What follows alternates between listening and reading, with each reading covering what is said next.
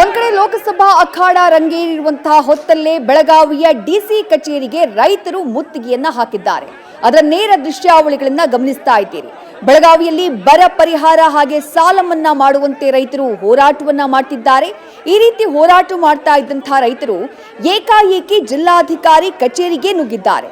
ಬೆಳಗಾವಿಯಲ್ಲಿ ರೈತರ ಹೋರಾಟ ತೀವ್ರ ಸ್ವರೂಪವನ್ನ ಪಡ್ಕೊಳ್ತಾ ಇದೆ. ಜಿಲ್ಲಾಧಿಕಾರಿ ಗೇಟ್ ಬಂದ್ ಮಾಡಿದ್ದಕ್ಕೆ, ಕಚೇರಿಯ ಗೇಟ್ ಬಂದ್ ಮಾಡಿದ್ದಕ್ಕೆ ರೈತರು ಆಕ್ರೋಶವನ್ನ ವ್ಯಕ್ತಪಡಿಸಿದ್ದಾರೆ. ಇನ್ನು ರೈತರನ್ನ ತಡೆಯೋಕೆ ಪೊಲೀಸರು ಹರಸಾಹಸವನ್ನ ಪಟ್ಟರು.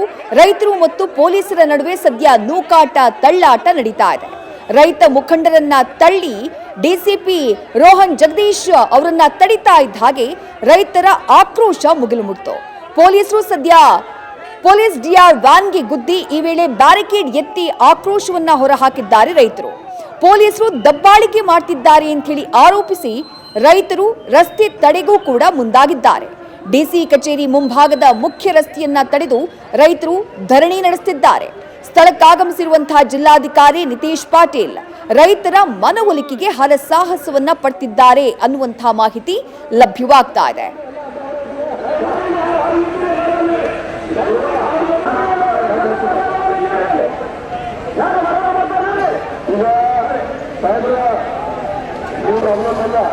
ಏನು ತುಡುಗು ಮಾಡಕ್ ಬಂದು ಎಷ್ಟು ಜನಗಳಿಲ್ಲ.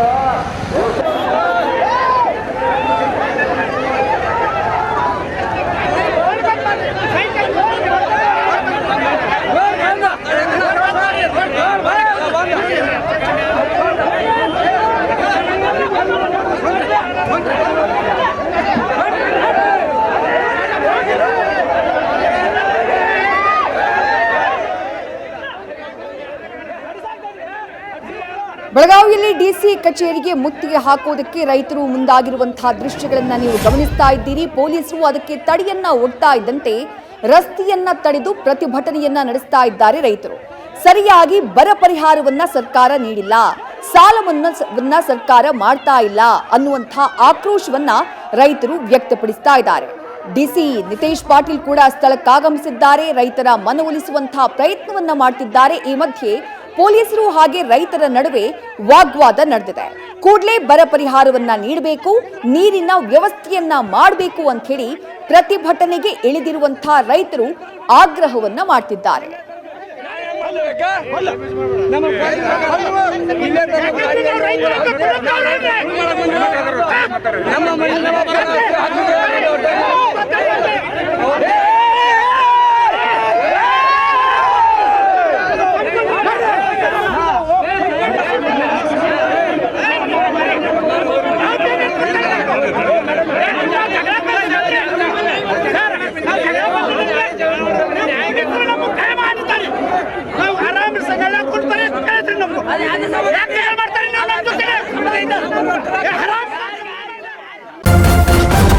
ನ್ಯೂಸ್ ಫಸ್ಟ್ ನಿರ್ಭೀತಿಯಿಂದ ನಿಮ್ಮ ಪರವಾಗಿ.